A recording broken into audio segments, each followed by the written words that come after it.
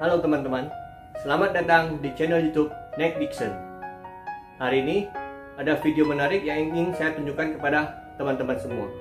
Tapi sebelumnya, teman-teman jangan lupa untuk subscribe, komen, dan juga like di video ini. Mari kita saksikan bersama-sama videonya. Ini adalah video pemupukan, tapi sebelumnya mari kita lihat hasil-hasilnya dulu ya teman-teman, supaya lebih meyakinkan. Untuk contoh pertama ini adalah Dixon. Nah, Dixon ini lagi berbuah ya. Nah, buahnya satu. Dixon juga terjadi pembuahan bertingkat. Kemudian di atasnya. Nah, selain itu ada yang dalam kondisi berbunga. Selain ini adalah dompolan yang lainnya. Ya. Nah, untuk cabang tersier yang ke-8 ini ya, satu dompol, teman-teman lihat, 2, 3, dan itu yang keempat paling tinggi. Jadi ini terjadi pembuahan bertingkat. Ada 3 cabang. Cabang tersier pertama, yang ke-8, dan yang ke-11. Ini buahnya ya, teman-teman. 1, bagian belakang 2, ya, sama itu yang paling atas yang ketiga. Nah, bukan hanya Dixon ya, ini Taldun yang di sebelahnya ini adalah Taldun ya, dia juga berbunga. Ini adalah bunga bonus, ini ada bunga bonus kecil ya. Kemudian kalau di sini ada bunga lagi ya, lumayan ya. Nah, ini daunnya juga teman-teman bisa bandingkan ya, ini besarnya lumayan besar ya, ini daunnya sehat sekali, ini daunnya ya. Nah, ini tangan saya. Kalau ini daunnya Dixon ya, gede sekali ya. Ini Julian ya, ini Julian ya teman-teman, ini Julian. Ini proses pembentukan tersiernya belum selesai ya, tapi ini cabang tersier keduanya ini udah tunas baratnya pecah dan membawa bunga. Ini bunga satu, ini lumayan besar ya teman-teman. Walaupun ini adalah bunga bonus saja ya. Ini adalah bunga yang kedua. Ya. Yang itu Ninel. Ninel juga membawa bonus bunga, tapi bonus bunganya tidak besar-besar amat. Itu bukan kesalahan Ninel, itu adalah kesalahan saya. Nah, teman-teman, ini adalah New Baikonur. Ini juga lagi berbunga dan berbuah ya. Mari kita lihat buahnya. Ini buahnya cukup besar ini ya teman-teman, besar dan panjang ya. Ini juga ya, atas masih ada. Dan ini juga keluar bunga susulan ya teman-teman. Jadi ini adalah pembuahan bertingkat juga, sama seperti Dixon. Nah, untuk cabang yang tersier ini juga, ini buahnya ya. Terus ini bunga yang satunya. Jadi sampai ke atasnya. Ini ada dompolan satu lagi ya teman-teman. Ini juga ya, ini cukup panjang ini ya. Ini juga ya. Nah, teman-teman, untuk pemupukannya, kalau teman-teman perhatikan, di sini ada 3 ember. Di sini adalah ember pertama adalah ember kecil untuk air 3 liter.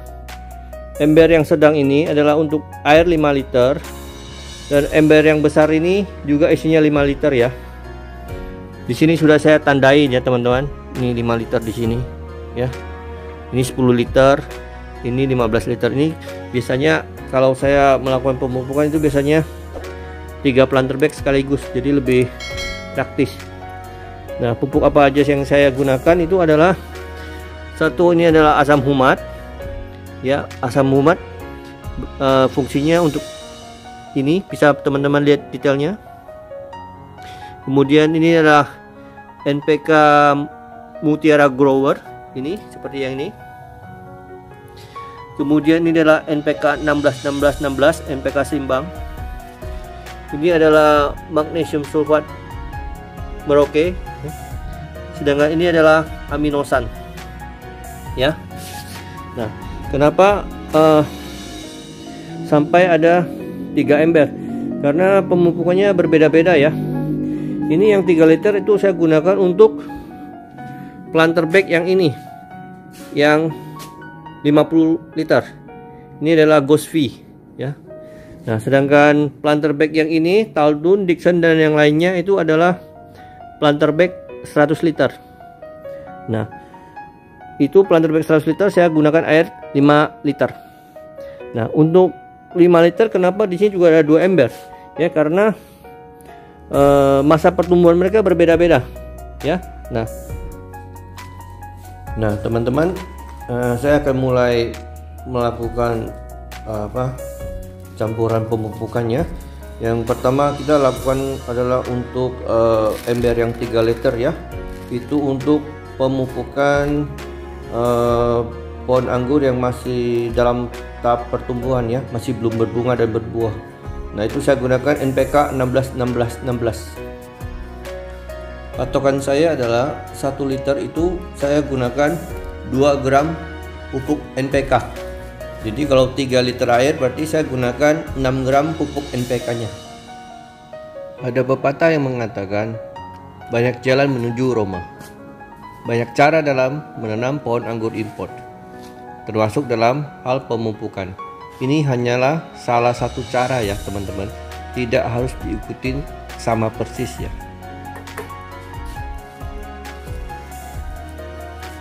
Nah, sekarang untuk ember kedua yang 5 liter saya gunakan NPK 16-16-16 itu sebanyak 10 gram ya. Nah, itu untuk pohon anggur yang belum berbunga dan berbuah. Queen Clarissa ini saya lebih fokus pada penggunaan pupuk organik ya, seperti kohe kambing, kompos sapi, dan POC buatan saya sendiri ya. Nah, pupuk kimia itu hanyalah pupuk tambahan ya teman-teman. Nanti akan saya buatkan video pembuatan pupuk organik cair buatan saya sendiri dan juga pengaplikasiannya. Nah, sekarang untuk ember yang ketiga juga 5 liter air saya gunakan NPK Grower Mutiara ya. Ini untuk pohon-pohon anggur yang sudah berbunga dan berbuah. Jadi sebelumnya menggunakan NPK 16-16-16 ya. Nah, kapan saya gunakan NPK Grower Mutiara ini? Itu setelah muncul 2 bunga bonus. Nah, kenapa saya tidak menggunakan MKP, KNO3 putih dan juga boron ya? Karena pada tahap ini saya masih fokus pada pertumbuhan dan pembesaran cabang primer, sekunder dan tersier. Nah, bonus buah-buah anggur yang ada sekarang ini sementara ini belum menjadi prioritas utama saya ya. Nah, apakah nanti hasil buahnya akan tumbuh maksimal atau tidak, itu saya sendiri juga belum tahu ya. Nanti akan saya update perkembangannya ya. Ini adalah aminosan, ini adalah nutrisi organik ya teman-teman. Penggunanya 5 sendok makan sesuai petunjuk pada kemasannya ya. Cuma sendok makan yang saya gunakan adalah sendok makan plastik yang bekas paketan makan. Sendok plastik makan ini lebih kecil ya daripada sendok makan yang terbuat dari besi itu ya.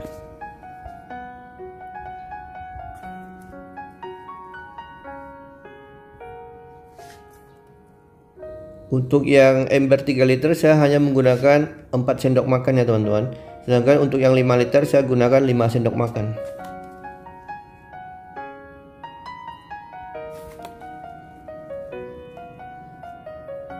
Ini adalah aminosan bentuk bubuk ya teman-teman. Ada aminosan yang berbentuk cair. Itu kalau bisa mendapatkan itu lebih baik menggunakan yang cair karena lebih mudah larut dalam air ya. Kalau yang bubuk ini agak susah ya, dia larut dalam air.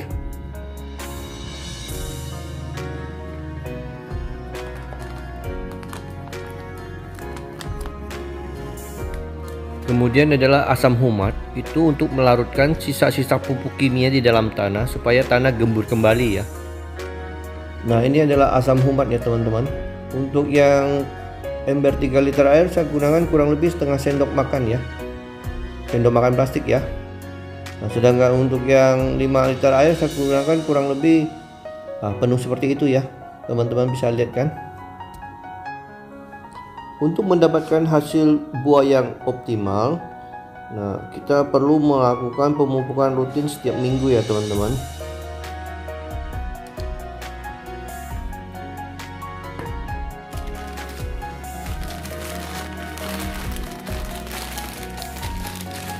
Nah, ini adalah magnesium sulfat. Biasanya saya akan tambahkan sedikit ya untuk magnesium sulfat. Itu kadang kita akan temukan daun-daun anggur yang warna daunnya itu agak pucat ya. Itu biasanya karena kekurangan magnesium sulfat.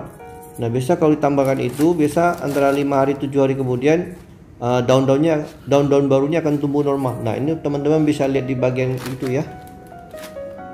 Penggunaan aminosan dan asam humat itu tidak wajib ya teman-teman, tidak harus ya.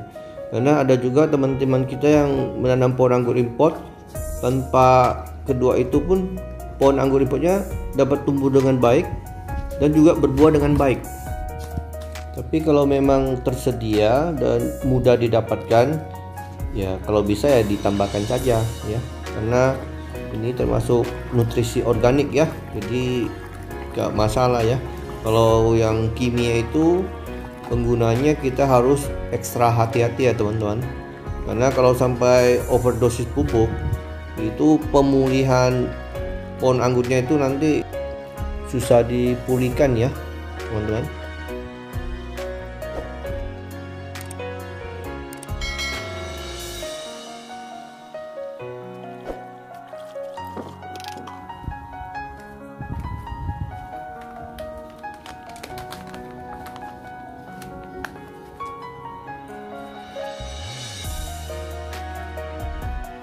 Nah, ini saya tambahkan aminosan lagi ya teman-teman ya, karena di awal tadi kan semuanya hanya kasih 3 sendok ya. Nah, sekarang yang 3 liter itu saya tambah 1 sendok jadi 4 sendok makan plastik ya. Nah, yang 5 liter ini tambah 2 sendok makan lagi. Jadi untuk yang 5 liter ini aminosannya total 5 sendok makan, supaya lebih gampang mengaduknya, karena aminosannya agak susah larut dalam air ya. Nah, untuk pemupukan seperti ini, apakah semua pohon anggur impor itu akan menghasilkan bunga-bunga bonus dan buah bonus yang banyak? Nah, dari informasi yang saya dapatkan itu, di Indonesia ini ada ratusan jenis bibit anggur impor ya. Bahkan sampai hari ini pun masih selalu masuk bibit-bibit anggur impor jenis baru. Nah, itu tidak semuanya bisa beradaptasi dengan cuaca dan lingkungan di Indonesia. Nah, apakah bibit anggur import yang teman-teman tanam itu termasuk kategori sangat-sangat genjah atau kurang genjah? Kalau menurut saya secara pribadi ya, ini pendapat saya saja ya. Nah, anggur itu ada 3 kategori: sangat-sangat genjah, dan kurang genjah. Yang sangat-sangat genjah itu bisa berbuah di bawah 1 tahun. Nah, bahkan ini bisa berbuah di bawah 3 bulan. Nah, sedangkan untuk yang anggur-anggur yang genjah itu biasanya di atas 1 tahun baru bisa berbuah. Nah, ada juga yang kurang genjah, itu agak susah untuk dibuahkan. Oleh karena itu, kalau teman-teman ada pohon anggur importnya yang belum berbuah di bawah 1 tahun, itu belum tentu adalah kesalahan teman-teman sendiri ya. Jadi jangan menyalahkan diri sendiri dulu, atau menyalahkan media tanamnya, pemupukannya dan sebagainya ya. Bisa jadi karena memang jenis anggur import tersebut, sifat dan karakteristiknya, DNA-nya itu memang di atas 1 tahun baru bisa berbuah. Penyiraman pupuk ini rutin dilakukan setiap minggu ya teman-teman ya. Pemupukan pohon anggur impor itu tidak harus sama persis seperti ini ya teman-teman, karena seperti kata pepatah, banyak jalan menuju Roma, banyak cara dalam menanam pohon anggur. Nah, termasuk dalam cara pemupukan yang baik ya. Ini kebetulan adalah cara dan pengalaman saya dalam melakukan pemupukan ya. Nah, apakah cara ini cocok buat teman-teman atau tidak ya, silakan dianalisa sendiri ya. dipertimbangkan sendiri, terus ambil keputusan apakah ini cocok apa tidak. Kalau kurang cocok, masih banyak kok cara pemupukan yang baik dan benar. Cepatnya pertumbuhan pohon anggur impor itu dan juga berapa cepat dia dapat berbunga dan berbuah itu sangat-sangat tergantung pada perawatan kita masing-masing ya teman-teman ya. Karena setiap orang mungkin punya gaya berkebun yang berbeda-beda ya. Nah, contohnya mungkin untuk gaya berkebun seorang ibu rumah tangga itu pasti berbeda dengan gaya berkebun seorang yang kerja di kantoran, yang sering tugas keluar kota dan sebagainya ya. Itu otomatis kan mempengaruhi jadwal perawatan pohon anggurnya. Nah itu. Nah kalau teman-teman lihat video saya yang sebelumnya yang ini ya, mungkin teman-teman bisa lebih mengerti apa yang saya maksud ya. Nah yang paling penting dalam berkebun itu adalah terutama pohon buah-buahan ya. Itu adalah faktor pertama adalah bibit, faktor kedua adalah bibit, faktor ketiga adalah bibit juga. Nah sedangkan media tanam itu adalah faktor keempat, pemupukan itu adalah faktor kelima dan sebagainya. Jadi intinya adalah bibit haruslah yang sangat genjah, gampang berbuah, dan bibit yang vigor, yang pertumbuhannya cepat ya. Kalau pemilihan bibitnya salah ya, nanti langkah selanjutnya akan jadi susah sendiri. Ilmu berkebun itu bukanlah ilmu pasti ya teman-teman. Kalau seperti matematika itu adalah ilmu pasti. 1 tambah 1 tetap harus 2 dimanapun itu. Kalau ada yang mengatakan 1 tambah 1 bukan 2, ya kemungkinan besar dia tinggalnya di kutub timur atau kutub barat. Nah, oleh karena itu dalam berkebun itu kadang antara teori dan praktek lapangan ya harus pandai-pandai kita menyesuaikan diri. Kadang teori belum tentu sesuai dengan praktek di lapangan. Pohon anggur import Dickson. Ini adalah pohon anggur import kebanggaan YouTuber Nick Dickson. Memang ada jodoh ya ini ya sama Nick Dickson. Karena ini adalah pohon anggur yang paling mantap.